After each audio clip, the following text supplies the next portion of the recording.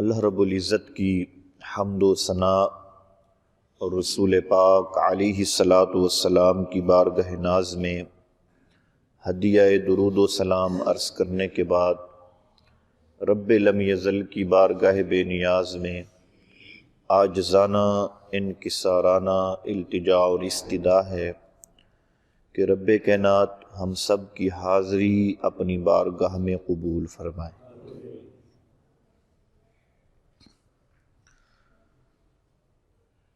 اس ماہ مقدس میں ہم آقا علیہ الصلاۃ والسلام کے محبوب یار غار حضرت سیدنا صدیق اکبر رضی اللہ تعالی عنہ کے ذکر پاک سے برکت حاصل کرتے ہیں۔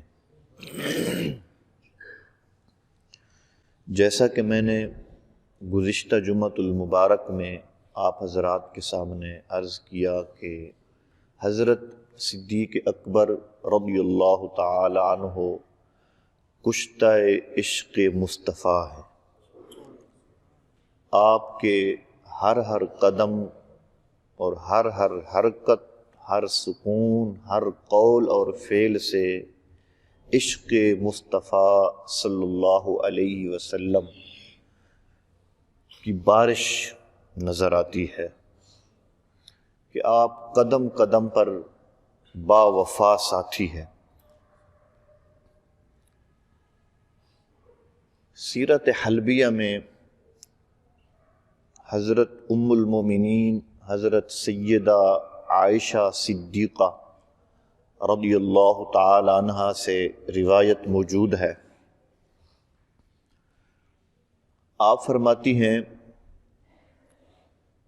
کہ لما اجتمع المسلمون وكانوا 38 کہ جب مسلمانوں کی تعداد 38 ہو گئی، 38 ہو گئی اور یہ مسلمان اکٹھے ہو گئے، تو اکٹھے مل کر حضرت سیدنا صدیق اکبر رضی اللہ تعالی عنہ کی سنگت میں یہ سب 38 لوگ آقا علیہ الصلاۃ والسلام کی خدمت میں حاضر ہوئے۔ اللہ ابو بکر،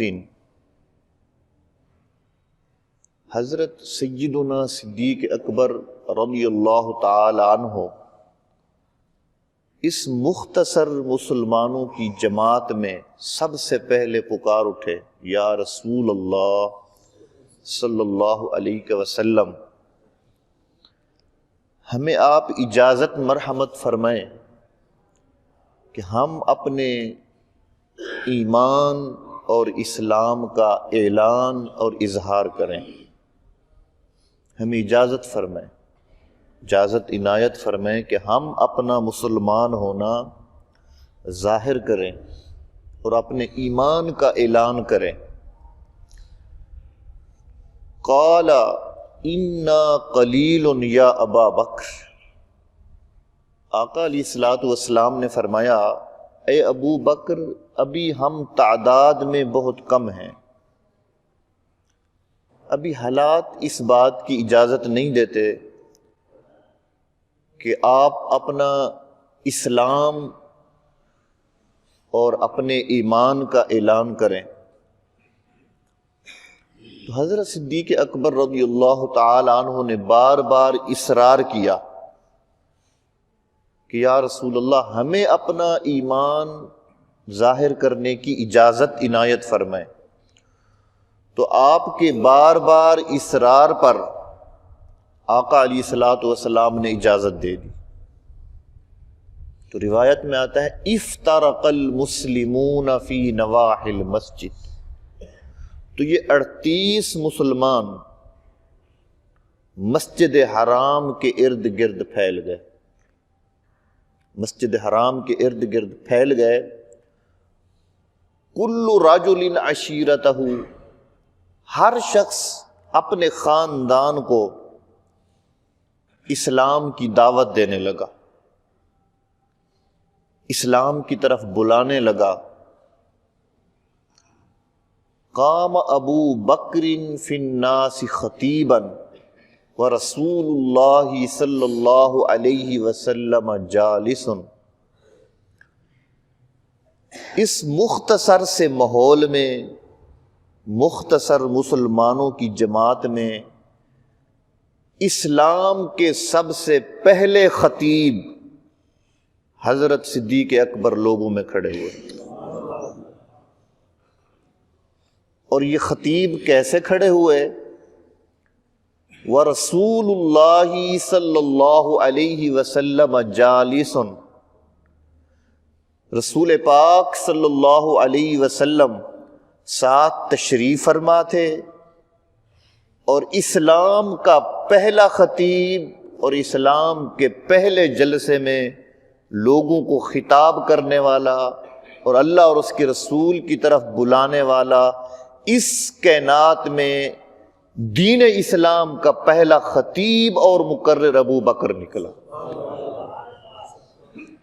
وہ کیسا حسین منظر ہوگا کہ خطاب کرنے والے حضرت صدیق اکبر ہیں، اور اس جلسے کی صدارت خود رسول پاک صلی اللہ علیہ وسلم فرما رہے ہیں۔ آپ بیٹھے ہوئے ہیں، حضرت صدیق اکبر رضی اللہ تعالی عنہ خطاب کے لیے کھڑے ہیں۔ وَدَعَا إِلَى اللَّهِ وَرَسُولِهِ، آپ نے لوگوں کو اللہ اور اس کے رسول کی طرف دعوت دی اور بلایا۔ تو مجھے بتاؤ، اس جلسے میں، اس مختصر سی محفل میں حضرت صدیق اکبر رضی اللہ تعالی عنہ نے اشارہ کر کے، زیارت کر کے، ادھر منہ کر کے فرمایا ہوگا، لوگوں یہ محمد الرسول اللہ، اللہ کے رسول برحق ہیں، اور ان پر اترنے والا قرآن بھی برحق ہے، جس رب کی یہ دعوت دیتے ہیں وہ رب بھی برحق ہے۔ تو آپ نے خطاب کیا، تو تعداد میں بہت کم ہیں، تو جو ہی ہر شخص نے اپنے خاندان کو بلایا، حضرت صدیق اکبر نے خطاب فرمایا، تو آثار المشرکون علیہم، تو مشرکین کی جماعت اس مختصر مسلمانوں کی جماعت پر ٹوٹ پڑی۔ نیزے بھالے لے آئے، تیر تلوار اور کلہاڑیاں لے آئے، ڈنڈے سوٹے لے آئے، اور ان 38 مسلمانوں کے اوپر ظلم کی انتہا کر دی۔ مسجد حرام کے صحن میں ارد گرد،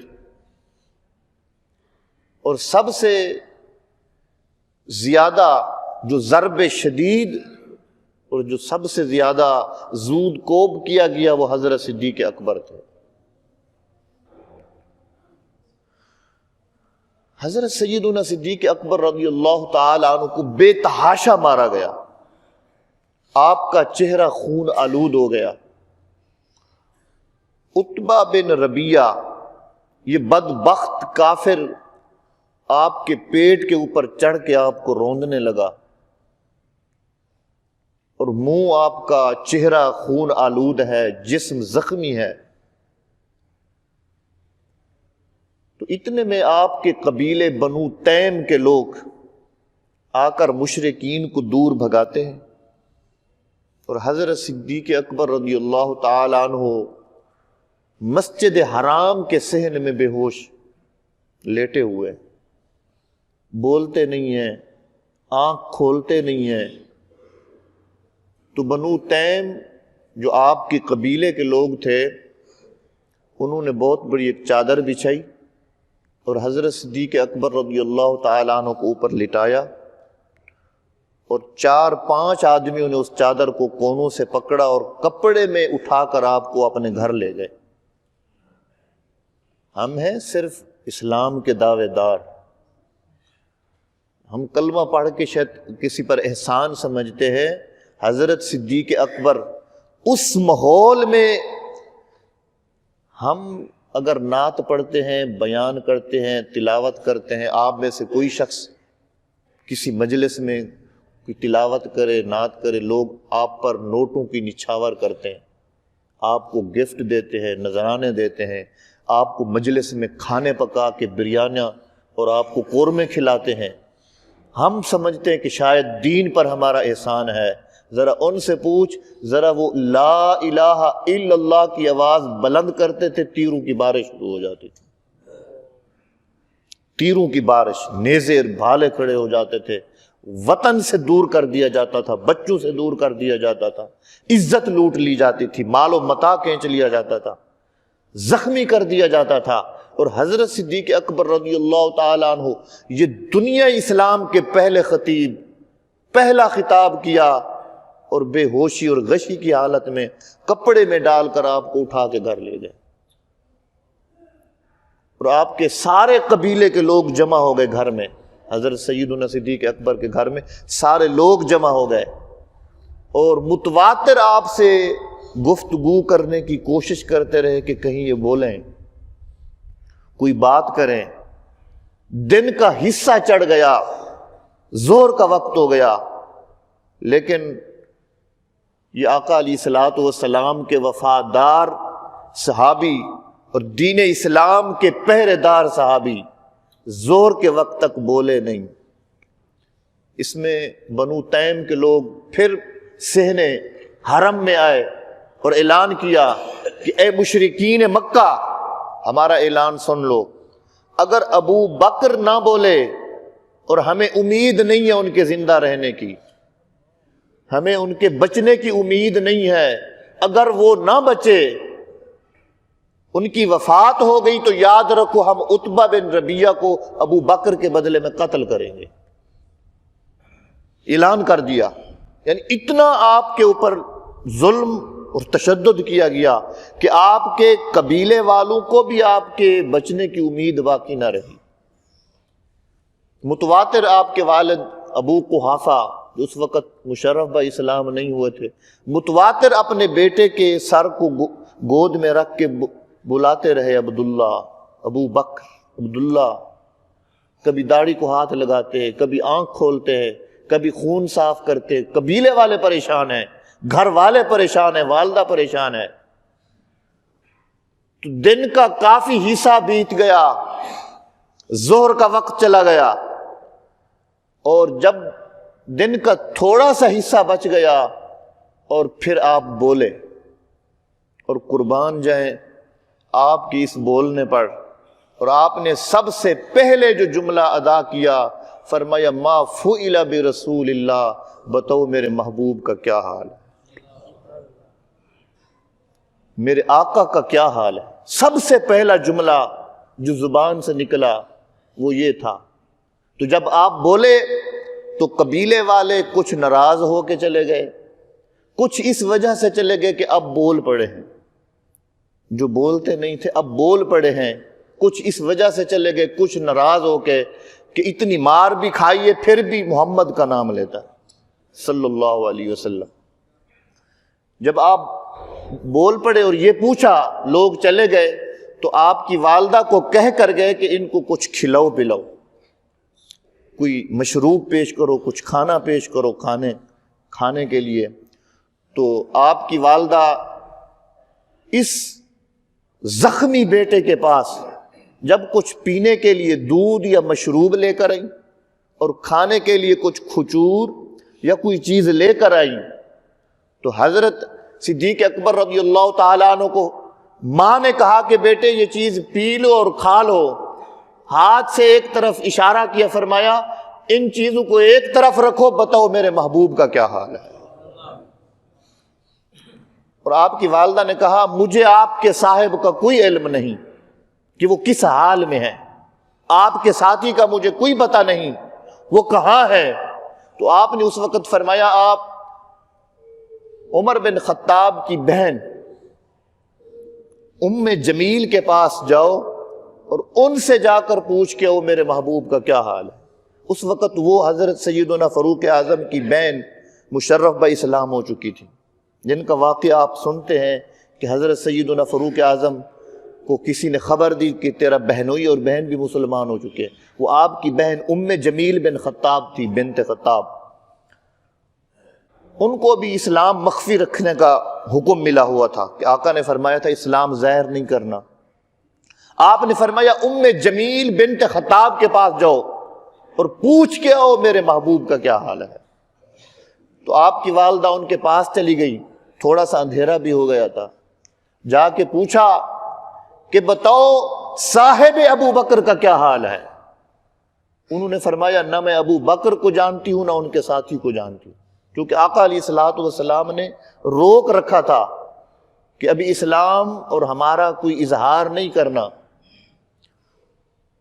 تو انہوں نے پھر ام جمیل بنت خطاب نے کہا آپ کی والدہ سے، حضرت ابو بکر صدیق کی والدہ سے، کہ اگر آپ چاہیں تو میں آپ کے بیٹے کے پاس چلی جاؤں خیر و عافیت دریافت کرنے کے لیے. انہوں نے کہا فابہا کیوں نہیں، آ جاؤ. تو جب وہ آئیں، چونکہ یہ چند گنے چنے مسلمان ہی لوگ تھے، جب ام جمیل بنت خطاب نے صدیق اکبر کا زخمی چہرہ دیکھا تو اپنے دوپٹے سے اپنے آنسو پوچھنا شروع کر دی، رو پڑی. اور جب آپ کی والدہ ایک طرف ہوئی تو فرمایا ام جمیل بنت خطاب نے کہ اے ابو بکر، آپ نے دین اسلام کی خاطر اور ناموس محمد صلی اللہ علیہ وسلم کی خاطر قربانی دی ہے، میں دعا کرتی ہوں اللہ آپ کا بدلہ مشرکین سے لے گا ضرور انشاءاللہ. دعا کی. اور پھر آپ نے پوچھا ام جمیل بنت خطاب، اے میری بہن مجھے بتا میرے محبوب کس حال میں ہے. انہوں نے اشارہ کیا آپ کی والدہ کی طرف کہ وہ سن رہی ہے. آپ نے فرمایا ان کی کوئی فکر نہ کرو، مجھے بتاؤ میرے محبوب کس حال میں ہے. پھر ام جمیل بنت خطاب نے فرمایا کہ حضور خیر و عافیت سے ہے، آپ دار ارقم میں حضرت زید بن ارقم کے گھر میں تشریف فرما ہے، آپ محفوظ ہیں، آپ سالم صالح، صحیح بھی ہے سالم بھی ہیں، آپ کو کوئی تکلیف نہیں پہنچی. تو پھر آپ نے فرمایا کہ مجھے سہارا دو ام جمیل، میری ماں کو بلاؤ ام جمیل، مجھے سہارا دو جب تک میں اپنے محبوب کو سر کی آنکھوں سے دیکھ نہ لوں، مجھے اللہ کی قسم ہے نہ کچھ کھاؤں گا نہ کچھ پیوں گا تاکہ اپنے محبوب کی زیارت کر لوں.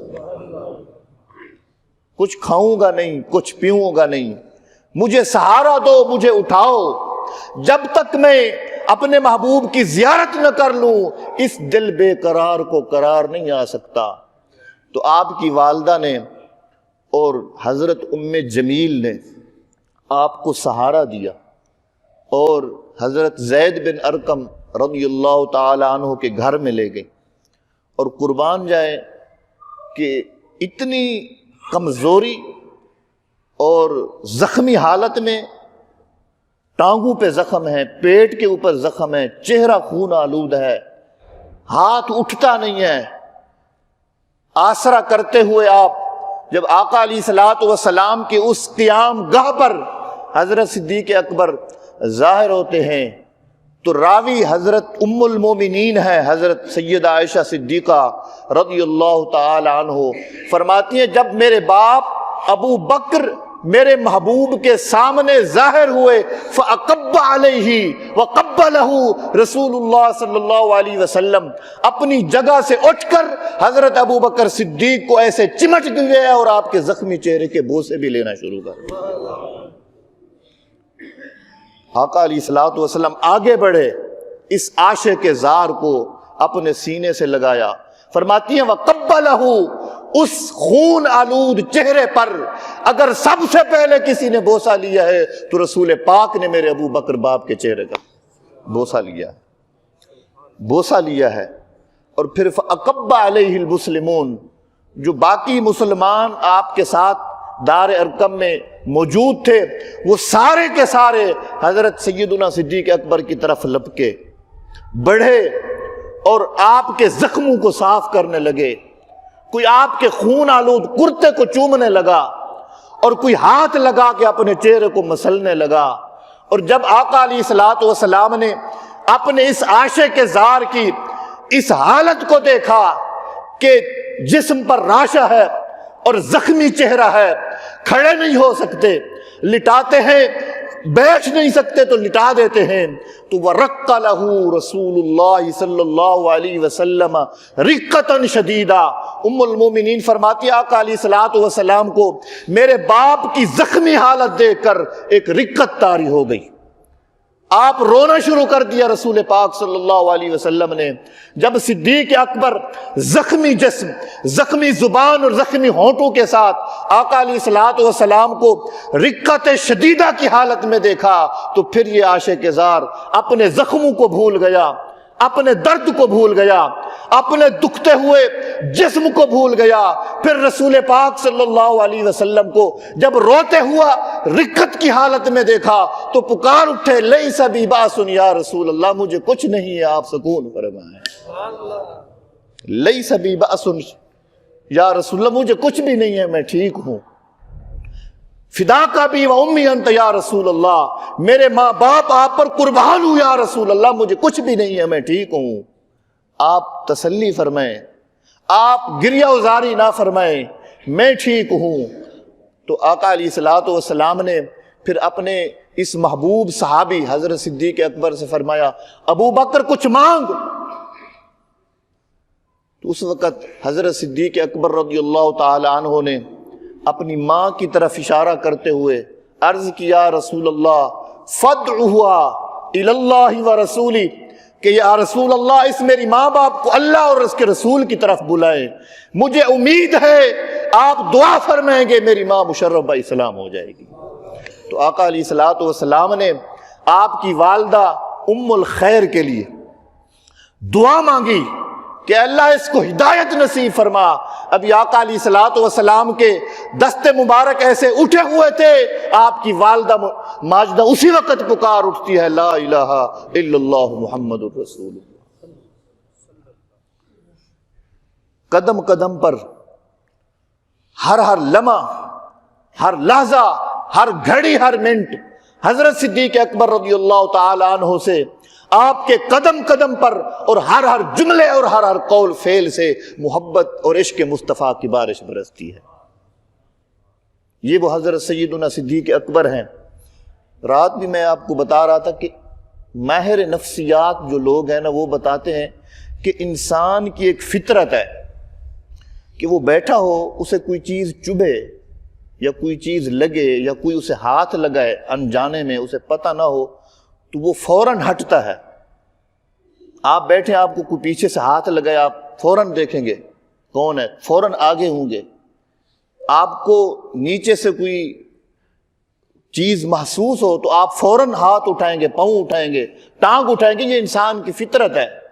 جب یہ وفادار صحابی اور یہ عاشق زار صحابی حضرت صدیق اکبر غار ثور میں سانپ والے سوراخ پر پاؤں رکھ کے بیٹھے تھے اور آقا علیہ الصلوۃ والسلام کو گود میں لے کر بیٹھے تھے، اور نیچے سے 700 سال پرانے سانپ نے جب نیچے سے ڈسا، نیچے سے ڈنگ مارا، ہمیں چونٹی بھی کاٹے تو ہماری 5 من کی لاش ہل جاتی ہے، فوراً دیکھتے ہیں، مسلتے ہیں کہ کیا ہے.